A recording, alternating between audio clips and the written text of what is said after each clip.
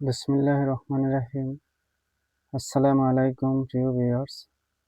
আশা করি ওই মহান আল্লাহর রহমতে যে যেখানে আছেন ভালো আছেন, সুস্থ আছেন। সবার সুস্থতা কামনা করে আরও একটি ভিডিও নিয়ে আসছি, উলঙ্গ নিষিদ্ধ বশীকরণ। এই উলঙ্গ নিষিদ্ধ বশীকরণ খুবই কার্যকরী এবং এটা যদি করতে পারেন যে কোনো নারী অথবা যে কোনো পুরুষ আপনাকে না দেখার জন্য অস্থির হয়ে যাবে। খুবই পাওয়ারফুল। আপনার কাজ করার 3 থেকে 4 ঘন্টার ভিতরেই রেজাল্ট পাবেন। খুবই পাওয়ারফুল। তাই সবার কাছে অনুরোধ থাকবে সম্পূর্ণ ভিডিও দেখবেন। যদি ভালো লাগে চ্যানেলটি সাবস্ক্রাইব করে সঙ্গে থাকবেন। নিয়মটা একটু কঠিন, যার সাহস নাই এটা সে করতে যাবেন না। যার সাহস আছে সে এটা করতে যাবেন।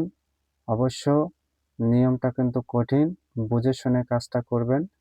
আপনি যদি কোনো বিপদগ্রস্ত হন, আমি আমার চ্যানেল কিন্তু কখনো দায়ী থাকবো না যে আপনি চ্যানেল দেখে এটা করে বিপদগ্রস্ত হয়েছেন। অনলাইনে কিন্তু চিটারি অথবা বাটপারি করতে আসি নাই, মানুষকে হেল্প করার জন্য আসছি। যে যাই করেন বুঝে শুনে হিসাব কিতাব করে তারপরে করবেন। কবিরাজি লাইনটা কিন্তু একদম সহজ লাইন না, এটা কিন্তু কঠিন।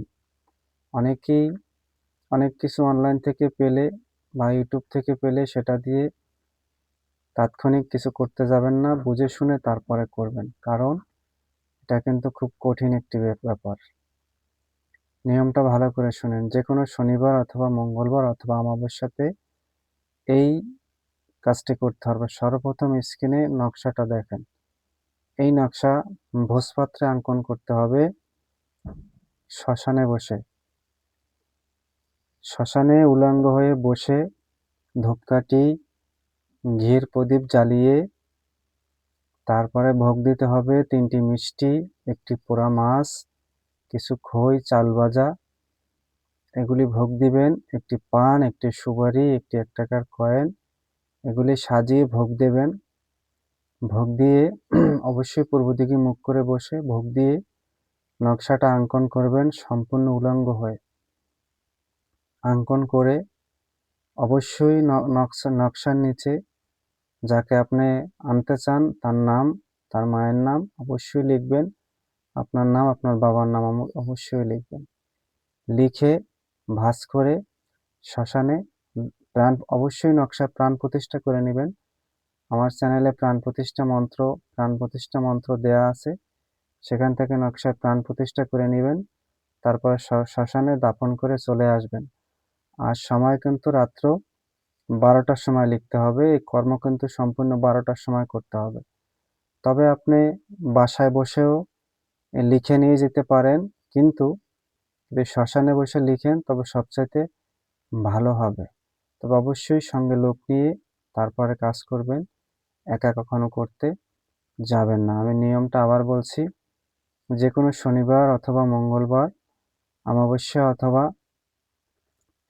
পূর্ণিমাতে এই নকশা রাত্র 12টার সময় লিখতে হবে। লিখে ভোজপাত্রে মেশকো জাফরান কালি দিয়ে লিখতে হবে।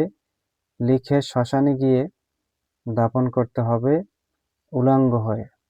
আর ভোগ দিতে হবে কিছু পোড়া মাছ, কিছু মিষ্টি, কিছু খই, চাল ভাজা, এগুলি ভোগ দিবেন।